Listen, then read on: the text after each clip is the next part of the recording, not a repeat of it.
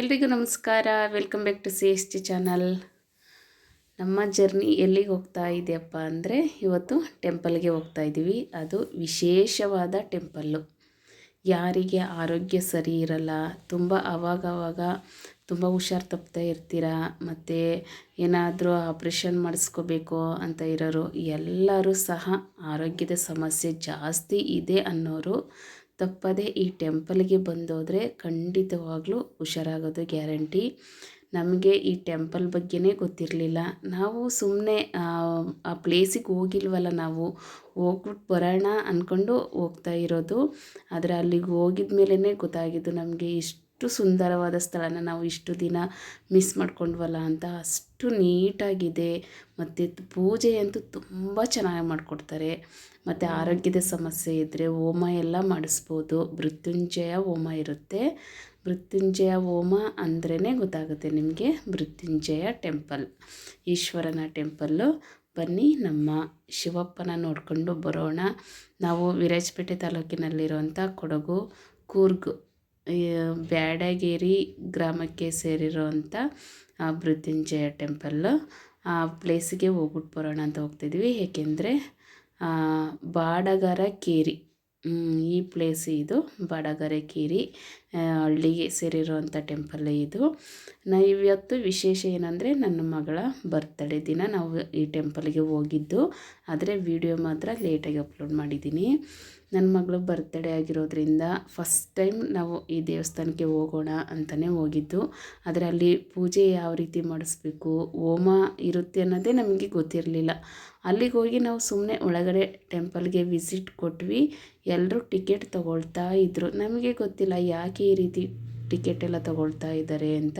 ಏಕೆಂದರೆ first time ಆಗಿರೋದ್ರಿಂದ ಯಾರಿಗೂ ಸಹ ಗೊತ್ತಿರಲ್ಲ ಆ ಸ್ಥಳದಲ್ಲಿ ಏನೇನು ವಿಶೇಷವಾಗಿ ಪೂಜೆ ಮಾಡ್ತಾರೆ ಅನ್ನೋದು ಸಹ ಗೊತ್ತಿಲ್ಲ ಅಂದರೆ ಆ ಪ್ಲೇಸಿಗೆ ಹೋದಾಗ ನಾವು ಅರ್ಚಕರನ್ನ ಕೇಳಿದರೆ ಆ ದೇವಸ್ಥಾನದ ಬಗ್ಗೆ ಆಗಲಿ, ಅಲ್ಲಿನ ವಿಶೇಷ ಪೂಜೆ ಬಗ್ಗೆ ಆಗಲಿ ಸಹ ತುಂಬ ನೀಟಾಗಿ ಎಕ್ಸ್ಪ್ಲೈನ್ ಮಾಡ್ತಾರೆ ಅವರು. ನಾವು ಹಾಗೆ ಹೋದ್ವಿ, ಒಬ್ಬರನ್ನ ವಿಚಾರಿಸಿದ್ವಿ ಯಾಕೆ ಈ ರೀತಿ ಟಿಕೆಟ್ ತೊಗೊಳ್ತಾ ಇದ್ದಾರೆ ಅಂದ್ಬಿಟ್ಟು. ಟಿಕೆಟ್ ಕೌಂಟರಲ್ಲಿ ಟಿಕೆಟ್ ಕೊಡ್ತಾರಲ್ಲ ಅವರನ್ನು ಸಹ ಕೇಳಿದ್ವಿ. ಅವರೇ ಹೇಳಿದ್ದು ಈ ರೀತಿ ಹೋಮ ಮಾಡಿಸ್ಬೋದು, ಇಲ್ಲಿನ ವಿಶೇಷತೆ ಅಂದರೆ ಹೋಮ ಸರ್ ಅಂತ ಹೇಳಿದರು. ಅದಕ್ಕೆ ನಾವು ಓ ಹೌದಾ ಅಂದ್ಬಿಟ್ಟು ನಾವು, ಏಕೆಂದರೆ ನನ್ನ ಮಗಳದ್ದು ಬರ್ತ್ಡೇ ಆಗಿರೋದ್ರಿಂದ ವಿಶೇಷ ದಿನವೇ ನಾವು ಇಲ್ಲಿ ಬಂದಿರೋದ್ರಿಂದ ಆ ಹೋಮ ಮಾಡಿಸಿದ್ರು ಇನ್ನೂ ತುಂಬ ಒಳ್ಳೆಯದಲ್ವ ಅಂದ್ಕೊಂಡು ನಾವು ಸಹ ಟಿಕೆಟ್ ತೊಗೊಂಡ್ವಿ. Per head 100 rupees. ನಾವು ಎಷ್ಟು ಜನ ಮನೆಯಲ್ಲಿ ಎಷ್ಟು ಇರ್ತೀವೋ ಅಷ್ಟು ಜನಕ್ಕೂ ಸಹ ಸಪ್ರೇಟಾಗಿ ನಾವು 100 ರುಪೀಸ್ನ ಪೇ ಮಾಡಬೇಕು. ಹಾಗೆ ಮನೆಯಿಂದ ಒಬ್ಬರು ಸಹ ಹೋಗಿ ಮನೆಯವರ ಹೆಸರೆಲ್ಲ ಅಲ್ಲಿ ಬರೆಸಿ ಎಲ್ಲರ ಹೆಸರಲ್ಲೂ ಸಹ ಹೋಮನ ಮಾಡಿಸಿ ಬರ್ಬೋದು.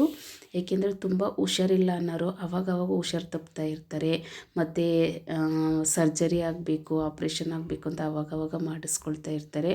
ಅಂಥವರು ಈ ದೇವಸ್ಥಾನಕ್ಕೆ ಬಂದು ಒಂದು ಸಲ ವಿಸಿಟ್ ಮಾಡಿ ಇಲ್ಲಿನ ಮೃತ್ಯುಂಜಯ ಹೋಮ ಹೇಳ್ತಾರೆ, ಅದನ್ನು ಮಾಡಿಸಿದರೆ ಆರೋಗ್ಯದಲ್ಲಿ ತುಂಬ ಸುಧಾರಣೆ ಕಾಣುತ್ತೆ. ಏಕೆಂದರೆ ನಾವು ಫಸ್ಟ್ ಟೈಮ್ ಹೋಗಿರೋದ್ರಿಂದ ಅಲ್ಲಿ ತುಂಬ ಜನ ಬಂದಿದ್ದರು. ಅವರು ಸಹ ಹೇಳ್ತಾ ಇದ್ದರು ನಾವು ತುಂಬ ಸಲ ಇಲ್ಲಿ ಬಂದಿದ್ದೀವಿ, ತುಂಬ ಚೆನ್ನಾಗಿ ಒಳ್ಳೆಯದಾಗುತ್ತೆ ಇಲ್ಲಿ, ಮತ್ತು ಆರೋಗ್ಯದ ಸಮಸ್ಯೆ ಏನೇ ಇದ್ದರೂ ಸಹ ನಿವಾರಣೆ ಆಗುತ್ತೆ ಅಂತಲೂ ಸಹ ಹೇಳ್ತಾಯಿದ್ರು. ಅದಕ್ಕೋಸ್ಕರ ನಾವು ಸಹ ಟಿಕೆಟ್ ಎಲ್ಲ ತಗೊಂಡು ಅವರು ಪೂಜೆ ಶುರು ಮಾಡೋದೇ 11:30 ಆಗುತ್ತೆ, 11:45, 11:30.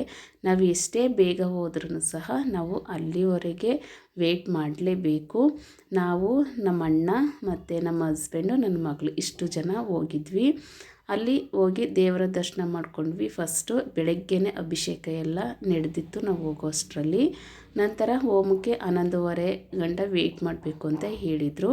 ಅಲ್ಲೇ ಸ್ವಲ್ಪ ಡೌನಿಗೆ ಹೋದರೆ ಲಕ್ಷ್ಮೀನಾರಾಯಣ ಟೆಂಪಲ್ ಇದೆ, ಅಲ್ಲಿ ಬೆಳಗ್ಗೆ ಪೂಜೆ ಮಾಡ್ತಾರೆ. ಆ ಟೈಮಿಗೆ ಹೋದರೆ ಅಷ್ಟೇ ದೇವಸ್ಥಾನ ಓಪನ್ ಇರುತ್ತೆ, ಇಲ್ಲಾಂದರೆ ಕ್ಲೋಸ್ ಆಗಿರುತ್ತೆ.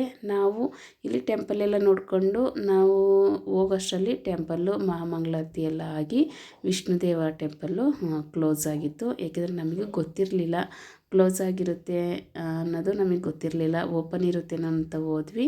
ಅವ್ರು ಹೇಳಿದರು ಇಲ್ಲ, ಇಲ್ಲಿ ಮಹಾಮಂಗಳಾರತಿ ಆದ ತಕ್ಷಣ ಆ ಟೆಂಪಲ್ನ ಕ್ಲೋಸ್ ಮಾಡಿ ನಂತರ ಇಲ್ಲಿ ಮೃತ್ಯುಂಜಯ ಟೆಂಪಲ್ಗೆ ಬರೋದು ಅಂತ. ಇಲ್ಲಿ ನೋಡಿ ಹೋಗ್ತಾ ಇದ್ದೀವಲ್ಲ, ಇದೇ ಡೌನಿಗೆ ಹೋದರೆ ಅಲ್ಲಿ ವಿಷ್ಣು ದೇವಾಲಯ ಇರೋದು.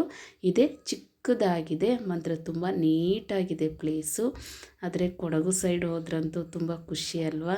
ಅಲ್ಲಿನ ಕಾಫಿ ತೋಟ, ವ್ಯೂಸು, ಶುದ್ಧವಾದ ಗಾಳಿ, ಬೆಳಕು, ಅಲ್ಲಿಗೆ ಹೋದ್ರಂತೂ ಬರೋಕ್ಕೆ ಮನಸ್ಸಾಗಲ್ಲ, ಅಷ್ಟು ಚೆನ್ನಾಗಿರುತ್ತೆ ಮಂತ್ರ ಪ್ಲೇಸು ನೋಡೋದಕ್ಕೆಲ್ಲ. ನಮ್ಮ ಹಸ್ಬೆಂಡು ಮತ್ತು ನಮ್ಮ ಅಣ್ಣ ಇವರಿಬ್ಬರಂತೂ ಚಿಕ್ಕಂದಿನಿಂದಲೂ ದೋಸ್ತು ಥರ ಅಷ್ಟು ಕ್ಲೋಸಾಗಿ ಇರ್ತಾರೆ ಇಬ್ಬರೂ. ನನ್ನ ಮಗಳಂತೂ ತುಂಬ ಖುಷಿ, ಅಲ್ಲಿ ಎಲ್ಲ ಗಿಡಗಳು ಎಲ್ಲ ಇರೋದ್ರಿಂದ ಅವಳಿಗೆ ಖುಷಿ ಆಯ್ತಾಯಿತ್ತು. ಎಲ್ಲ ಥರದ್ದು ಹೂವೆಲ್ಲ ಕಿತ್ಕೊಂಡು, ಏಕೆಂದರೆ 11:45ಗೆ ಪೂಜೆ ಆಗಿರೋದ್ರಿಂದ ನಮಗೂ ಸ್ವಲ್ಪ ಟೈಮ್ ಇತ್ತು. ಅದರಿಂದ ಅಲ್ಲಿನ ಕೆಳಗಡೆ ಎಲ್ಲ ಬಂದು ಪ್ಲೇಸ್ಗಳೆಲ್ಲ ನೋಡಿಕೊಂಡು ಎಲ್ಲ ಹೋದ್ವಿ. ನಂತರ 11:30ಗೆ ಹೋಮ ಶುರುವಾಗುತ್ತೆ. ಹೋಮ ಅಂದರೆ ನಾವು ಎಷ್ಟು ಜನಕ್ಕೆ ಟಿಕೆಟ್ ತೊಗೊಂಡಿರ್ತೀವಿ ಅಷ್ಟು ಜನಕ್ಕೂ ಗರಿಕೆ ಕೊಡ್ತಾರೆ. ಗರಿಕೆ ಮತ್ತು ಕಾಯಿ ಎರಡು ಕೊಡ್ತಾರೆ. ಅವರು ಮಂತ್ರ ಹೇಳ್ತಾ ಇರ್ತಾರೆ. ಆವಾಗ ನಾವು ನಮಗೆ ತಲೆ ಸುತ್ತ 3 ಸಲ ಸುತ್ತಿ ಆ ಗರಿಕೆನ ವಾಪಸ್ ಅವ್ರಿಗೆ ಕೊಡಬೇಕು. ಹೋಮಕ್ಕೆ ಹಾಕ್ತಾರೆ. ನಂತರ ಕಾಯಿನೂ ಸಹ 3 ಸಲ ತಲೆಗೆ ಸುತ್ತಿ ಕಾಯಿನೂ ಅಲ್ಲಿ ಸಹ ಇಟ್ಟು ನಂತರ ದೇವ್ರ ದರ್ಶನ ಮಾಡ್ಕೊಂಡು ಹೊರಗಡೆ ಕೂತ್ಕೋಬೇಕು. ಪ್ರತಿಯೊಬ್ಬರು ಅಷ್ಟೇ, ಅಲ್ಲಿ ಬಂದಿರೋರೆಲ್ಲ ಹೋಮ ಮಾಡಿಸಿ ನಂತರ ಎಲ್ಲ ವೆಯ್ಟ್ ಮಾಡ್ತಾಯಿದ್ರು. ನಾವು ಫಸ್ಟ್ ಟೈಮ್ ಆಗಿರೋದ್ರಿಂದ ನೆಕ್ಸ್ಟ್ ಪ್ಲೇಸಿಗೆ ಹೋಗಬೇಕು ಅಂದ್ಕೊಂಡು ನಾವು ಬೇಗ ಪೂಜೆ ಮುಗಿಸ್ಕೊಂಡು ಹೋಗೋಣ ಅಂತ ಬರ್ತಾಯಿದ್ವಿ. ಆದರೆ ಮಹಾಮಂಗಳಾರತಿ 12 ಗಂಟೆಗಿರುತ್ತೆ ಸರ್, ಇರಲೇಬೇಕು ಅಂತ ಹೇಳಿದರು. ನಾವು ಹೋಗೋಣ, ಟೈಮ್ ಆಗುತ್ತೆ ಅಂದ್ವಿ. ಅದು ಖಂಡಿತವಾಗ್ಲೂ ನಿಜ. ನಾವೊಂದು ಪೂಜೆ ಹೋಮ ಮಾಡಿಸಿದಾಗ ಅದು ಪೂರ್ಣಾಹುತಿ ಆಗಬೇಕು ಅಂದರೆ ನಾವು ಮಹಾಮಂಗಳಾರತಿ ತಗೊಂಡು ಅಲ್ಲಿ ತೀರ್ಥ ಪ್ರಸಾದ ತಗೊಂಡು ಊಟ ಮಾಡಿಕೊಂಡೇ ಬರಬೇಕು. ಅಲ್ಲಿಗೆ ನಾವು ಪೂಜೆ ಸಲ್ಲುತ್ತೆ. ನಾವು ಬರಬೇಕು ಅಂತ ಹೊರಟ್ವಿ, ಆದರೂ ಸಹ ಬರೋಕ್ಕಾಗಲಿಲ್ಲ. ಮಹಾಮಂಗಳಾರತಿ ಆಯಿತು. ನಾವು ಹೋಗೋಣ ಅಂತ ಕಾರ್ ಹತ್ರ ಬಂದ್ವಿ. ಮಹಾಮಂಗಳಾರತಿ ಆಯ್ತಾಯಿತು. ಮತ್ತೆ ವಾಪಸ್ ಹೋದ್ವಿ ಮಹಾಮಂಗಳಾರತಿ ತಗೊಂಡು. ಹಾಗೆ ಹೇಳಿದರು, ಸರ್ ಇನ್ನೊಂದು 10 ನಿಮಿಷ ವೆಯ್ಟ್ ಮಾಡಿ, ಮಹಾಪ್ರಸಾದ ಕೊಡ್ತೀವಿ ಮತ್ತು ಅನ್ನದಾನ ಇರುತ್ತೆ, ಊಟನೂ ಸಹ ಮಾಡ್ಕೊಂಡು ಹೋಗಬೇಕು ಅಂತಲೂ ಸಹ ಹೇಳಿದರು. ಆವಾಗ ಒಂದು 1/4 ಗಂಟೆ ವೆಯ್ಟ್ ಮಾಡಿದ್ವಿ ಅಷ್ಟೇ.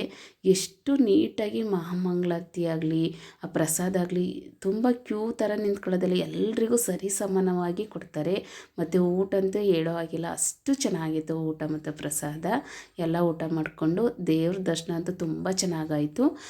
ಒಂದು ಸಲ ಯಾರಾದರೂ ವಿಸಿಟ್ ಮಾಡಿಲ್ಲ ಅಂದರೆ ವಿಸಿಟ್ ಮಾಡಿ, ತುಂಬ ಚೆನ್ನಾಗಿದೆ ದೇವಸ್ಥಾನ. ಹಾಗೆ ಬರ್ತಾ ಅಂದವೆ ನಾಗರ ಹೊಳೆಗೆ ಬಂದ್ವಿ. ನಾಗರ ಹೊಳೆ ಫಾರೆಸ್ಟ್ಗೆ ಅಲ್ಲಿ ಬಂದರೆ ಪ್ರಾಣಿಗಳು ಜಿಂಕೆ ಮತ್ತು ಆನೆ ಕಂಡವು. ನಮಗೆ ಇನ್ಯಾವ ಪ್ರಾಣಿನೂ ಸಹ ಕಾಣಲಿಲ್ಲ. ಉದ್ದಕ್ಕೂ ಜಿಂಕೆಗಳು ಮಾತ್ರ ತುಂಬ ಇದ್ವು. ನಾವು ಬರೀ ಜಿಂಕೆ ಕಾಣಿಸ್ತಾ ಇದೆ, ಇನ್ನು ಯಾವ ಪ್ರಾಣಿನೂ ಕಾಣಿಸ್ತಾ ಇಲ್ವಲ್ಲ, ಟೈಗರ್ ಬಂದರೆ ಲಯನ್ ಬಂದರೆ ಚೆನ್ನಾಗಿರುತ್ತಲ್ವ ಅಂದ್ಕೊಂಡು ಬಂದ್ವಿ. ಮುಂದೆ ನೋಡಿದರೆ 3 ಆನೆಗಳು ನಿಂತಿದ್ದಾವೆ. ಮೊದಲೇ ಕಾಡಾನೆ ಅಂದರೆ ಭಯ, ಅದರಲ್ಲೂ 3 ಆನೆ ನಿಂತಿದ್ದಾವಲ್ಲ ಅಂದ್ಬಿಟ್ಟು ಕಾರೆಲ್ಲ ಸ್ಲೋ ಮಾಡಿದರು. ನಂತರ ಆ ಕಡೆಯಿಂದ ಸಫಾರಿಗೂ ಸಹ ಒಂದು ಕಾರ್ ಬರ್ತಾಯಿತ್ತು. ಆ ಕಾರಲ್ಲಿ ಫಾರೆಸ್ಟ್ ಆಫೀಸರು ಸಹ ಬರ್ತಾಯಿದ್ರು. ಅವರು ಸಹ ಸ್ಲೋ ಮಾಡಿದರು. ನಮಗೆ ಭಯ, ಏಕೆಂದರೆ ಅವರೇ ಸ್ಲೋ ಮಾಡಿದಾಗ ನಾವು ಯಾವ ರೀತಿಯ ಆನೆಗಳ ಮುಂದೆ ಹೋಗೋದು ಅಂತ. ಆವಾಗ ಅವರು ಫಾಸ್ಟಾಗಿ ಕಾರ್ನ ಮೂವ್ ಮಾಡ್ಕೊಂಡು ಬಂದು ನಮಗೆ ಹೇಳಿದರು, ಸರ್ ನೀವು ಫಾಸ್ಟಾಗಿ ಹೋಗಿ ಅಂತ ಹೇಳಿದರು. ಆವಾಗ ನಾವು ಫಾಸ್ಟಾಗಿ ಬಂದ್ವಿ. ಆನೆಗಳು 3 ನೋಡಿದ್ವಿ ಮತ್ತು ತುಂಬ ಜಿಂಕೆಗಳಂತೂ ನೋಡಿದ್ವಿ. ತುಂಬ ಚೆನ್ನಾಗಿತ್ತು ಆ ಫಾರೆಸ್ಟ್ ಮಧ್ಯೆ ನಮ್ಮ ಜರ್ನಿ ಅಂತೂ ತುಂಬ ಚೆನ್ನಾಗಿತ್ತು. ಸೂಪರಾಗಿತ್ತು 1 ಡೇ ಈ ಟ್ರಿಪ್ಪು.